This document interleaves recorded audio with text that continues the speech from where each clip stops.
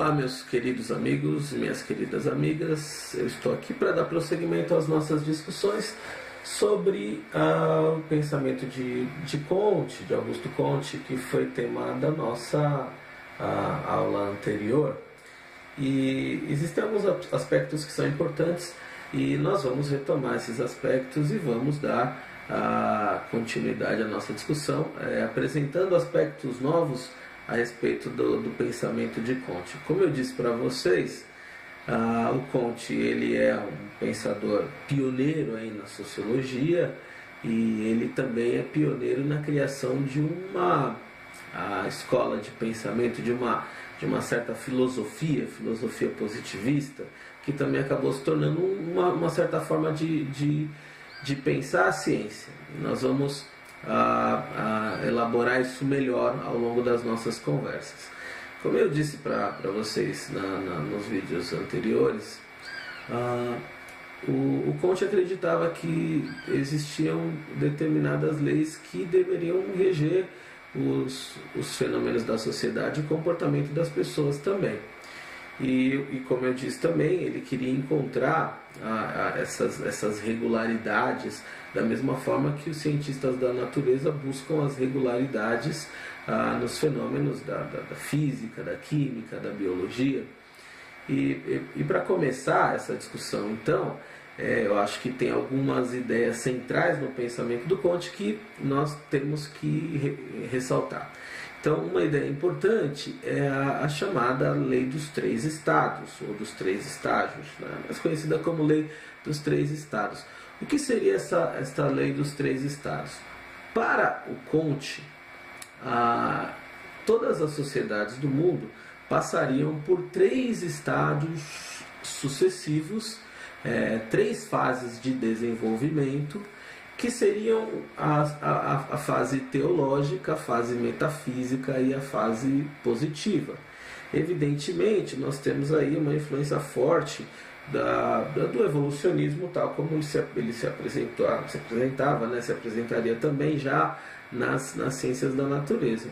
Então, para o Comte, existiria uma linha evolutiva que faria com que os povos fossem de uma perspectiva teológica, de explicação e de entendimento dos fenômenos do mundo, até uma perspectiva positiva, que seria uma perspectiva mais em consonância com as questões de ordem científica.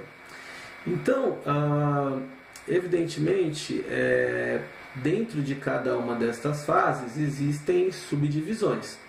Então, quando a gente pega o estado teológico, vamos lembrar que a palavra tel, ela significa Deus. Então, nós temos no estado teológico a prevalência de explicações a respeito do mundo e da sociedade baseadas nas religiões, né, nos deuses. E para o Comte existiria dentro também do estado teológico uma subdivisão.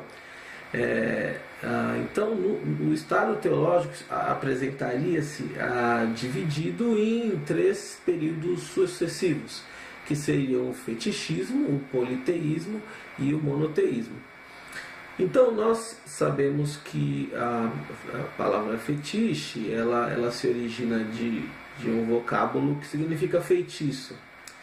Então seria um momento, né? O fetichismo, na verdade, enquanto religião, ele se baseava, assim, grosso modo, na crença de que determinados objetos da natureza possuiriam propriedades mágicas.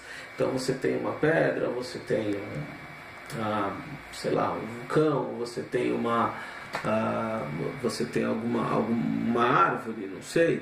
E as pessoas acreditavam que estes objetos da natureza seriam portadores de propriedades sobrenaturais. Então, o Comte via no fetichismo uma forma mais, digamos, primitiva de religião.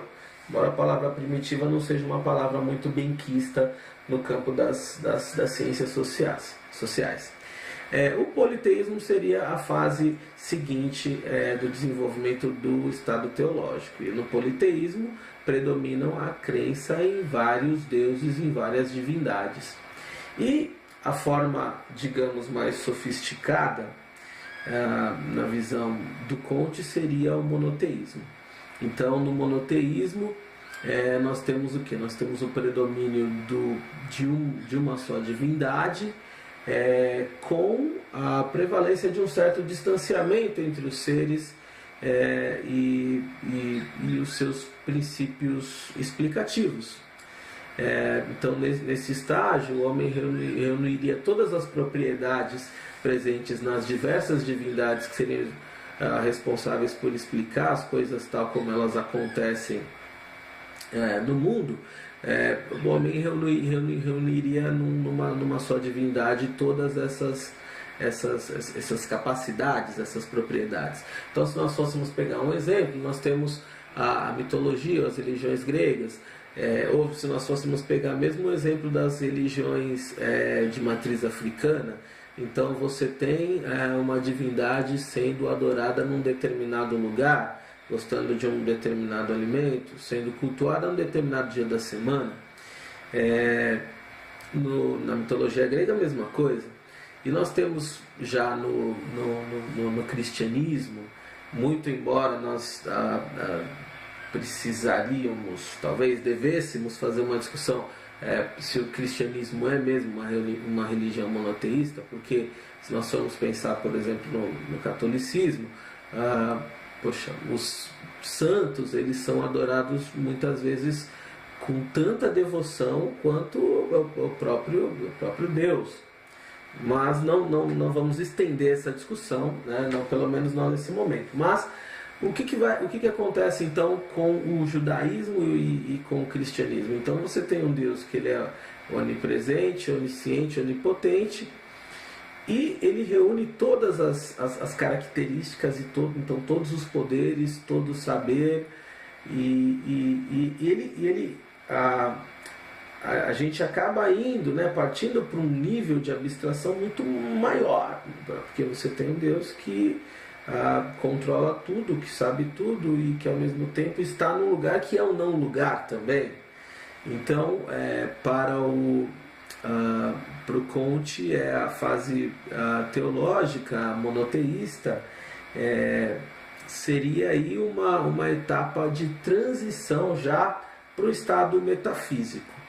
É claro que quando a gente fala de metafísica também, nós estamos falando de um campo de conhecimento da filosofia. Então seria importante que vocês voltassem aí e pesquisassem um pouco nos livros de filosofia, basicamente, que seria metafísica. Se nós fôssemos falar de forma bastante resumida, a metafísica é um campo da filosofia que vai tratar das causas últimas das coisas, das essências, da essência do ser. Então, para o Comte, nós temos então no estágio metafísico a prevalência já da especulação, que seria representada pela própria filosofia. Se nós fôssemos pensar no conhecimento filosófico, o conhecimento filosófico ele é racional, porém ele é especulativo. E esta é uma das razões pelas quais, num determinado momento, ocorre uma cisão entre a filosofia e a ciência. Porque a filosofia, embora ela seja racional, embora exista a necessidade que a filosofia siga determinadas regras, ela não é um pensamento que carece de comprovação empírica. Tanto que uma das razões pelas quais a ciência grega, digamos assim, não se desenvolveu, ou não se possa falar talvez de uma ciência grega tal como nós pensamos a ciência hoje, resida no fato de que os gregos eles desprezavam o trabalho manual, como os romanos também desprezavam o trabalho manual. E para ter comprovação do ponto de vista científico, o trabalho manual precisa estar presente também, né? Não presente da forma como nós vemos o trabalho manual das ciências produtivas, digamos assim, mas ele precisa estar presente, precisa ter experiência, precisa ter observação, precisa ter trabalho no sentido material da expressão. Então, o estágio metafísico é esse estágio em que nós temos aí a especulação já racional, mas essa especulação sobre os fenômenos da sociedade e do mundo. E o estado positivo é o estado em que a imaginação e a especulação elas são substituídas pela observação. Então é o estágio de predomínio da ciência propriamente dita. Então é o estágio em que nós temos não só a razão, mas nós temos também a verificação, nós temos a observação. E este seria o estágio mais avançado da sociedade. E para o Comte, todas as sociedades deveriam passar por estas fases. E o Comte também fez uma classificação das ciências, isso é uma coisa extremamente importante. O Comte classificou então as ciências de acordo com uma ordem crescente de complexidade.